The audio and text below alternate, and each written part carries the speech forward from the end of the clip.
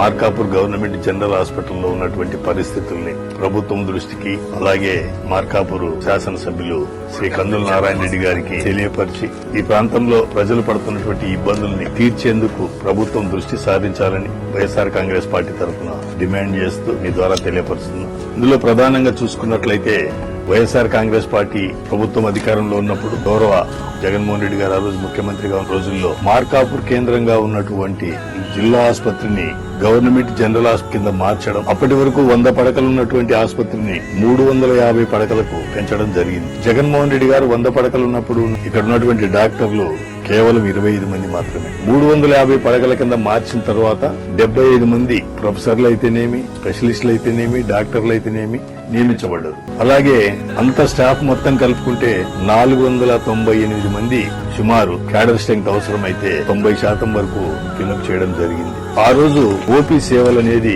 సుమారు 700 నుండి 800 ఉండే మార్కాపూర్ జీజీహెచ్ లో. అట్లనే అన్ని కావలసినటువంటి అన్ని వసతులు, ఎక్విప్మెంట్ అన్ని కూడా జగన్మోహన్ రెడ్డి గారి ప్రభుత్వంలో ఏర్పాటు చేయడం జరిగింది. దాంతో పాటుగా మార్కాపూర్ కేంద్రంగా రాయవరం గ్రామం దగ్గర 475 కోట్ల రూపాయలతోటి ప్రభుత్వ మెడికల్ కాలేజీని కూడా మంజూరు చేపించడం, దాన్ని కాంట్రాక్టర్ గారు మొదలు పెట్టడం, దాంట్లో మోర్ దాన్ 50% పని పూర్తి కావడం కూడా జరిగింది. దురదృష్టవశాత్తు ఈ రోజు ఏం జరుగుతుంది ప్రభుత్వ మెడికల్ కాలేజీల గురించి అనేది మనందరికీ తెలిసిందే. సరే, ప్రభుత్వ మెడికల్ కాలేజీల గురించి అటు పక్కన పెడితే మార్కాపూర్ కేంద్రంగా డిసెంబర్ 31వ తేదీ 2025న ఈ కూటమి ప్రభుత్వం మార్కాపురాన్ని జిల్లా కేంద్రంగా ప్రకటించింది. చాలా సంతోషం, స్వాగతిస్తామని చెప్పినాం, స్వాగతిస్తున్నాం కూడా. కానీ దురదృష్టం ఏమంటే జిల్లా అయితే ఇచ్చినారు గాని అప్పటి వరకు ఉన్నటువంటి గవర్నమెంట్ జనరల్ హాస్పిటల్ ని ఇంకా అభివృద్ధి చేయాల్సింది పోగొట్టి దాన్ని నిర్వీర్యం చేస్తా ఉన్నింది ఈ ప్రభుత్వము. నిర్వీర్యం చేయడం ద్వారా ఈ రోజు కేవలం 15 మంది, నాకు తెలిసిన సమాచారం ప్రకారం 9 మంది అంటున్నారు, 15 మంది అంటున్నారు, ఏది కరెక్ట్ తెలియదు. సరే, ఒకవేళ అనుకున్నా గానీ 75 మంది డాక్టర్లు ఉన్న దాంట్లో కేవలం 15 మంది మాత్రమే ఈ రోజు మిగిలినారు. 65 మంది ఎంతమంది దీంట్లో స్టాఫ్ నర్సులుంటే ఏకాఏకిన మొత్తాన్ని ట్రాన్స్ఫర్ చేసినారు. ఫార్మసిస్టులుంటే వాళ్ళని ట్రాన్స్ఫర్ చేసినారు.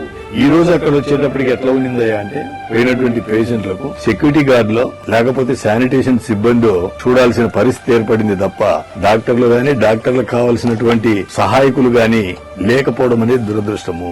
జిల్లా కేంద్రం ఇచ్చినారు, సంతోషం. మన జిల్లా కేంద్రానికి జిల్లాలో ఉన్నటువంటి 4 నియోజకవర్గాలకు చెందినటువంటి ప్రజలు వైద్యం కోసం వచ్చేటువంటి పరిస్థితులు ఉంటే ఇప్పుడు కూడా జిల్లా కేంద్రం అయినప్పటికీ కూడా చిన్న ఆరోగ్య సమస్య వచ్చినా కూడా మళ్లీ గుంటూరుకో, ఒంగోలుకో రెఫర్ చేసేటువంటి దౌర్భాగ్య పరిస్థితి అంటే ఈ ప్రభుత్వం ఆలోచన చేయాలి. కేవలము మేము జిల్లా ఇచ్చినాం అనగానే సరిపోదు. జిల్లాలో ఇప్పటి వరకు ఉన్నటువంటి వైద్య సేవలు కూడా లేకుండా చేసేటువంటి పరిస్థితుల్లో ఇచ్చి ప్రయోజనం ఏందో ఒకసారి పునరాలోచన చేసుకోవాలి వీళ్ళు. దయచేసి రాజకీయ విమర్శలు కాదు, ఈ ప్రాంతంలో జరుగుతున్నటువంటి పరిస్థితులు గమనిస్తే బాధ అనిపిస్తుంది. ఇప్పటికైనా ప్రభుత్వాధికారులు, గౌరవ శాసనసభ్యుల వారు ఈ విషయం మీద దృష్టి సారించి ఈడ ఉన్నటువంటి ఇబ్బందులను తొలగించి ఇప్పటి వరకు ఏ రీతిగా అయితే డాక్టర్లు, స్టాఫ్ నర్సులు కావాల్సినటువంటి వాళ్ళందరూ కూడా ఉన్నారో అదే ప్రకారం నియమించాలని చెప్పేసి ప్రజల తరఫున డిమాండ్ చేస్తా ఉన్నా. ఇప్పటికైనా వీళ్ళు దృష్టి సారించి ఈ సమస్యను తీర్చాలని చెప్పేసి ప్రభుత్వం డిమాండ్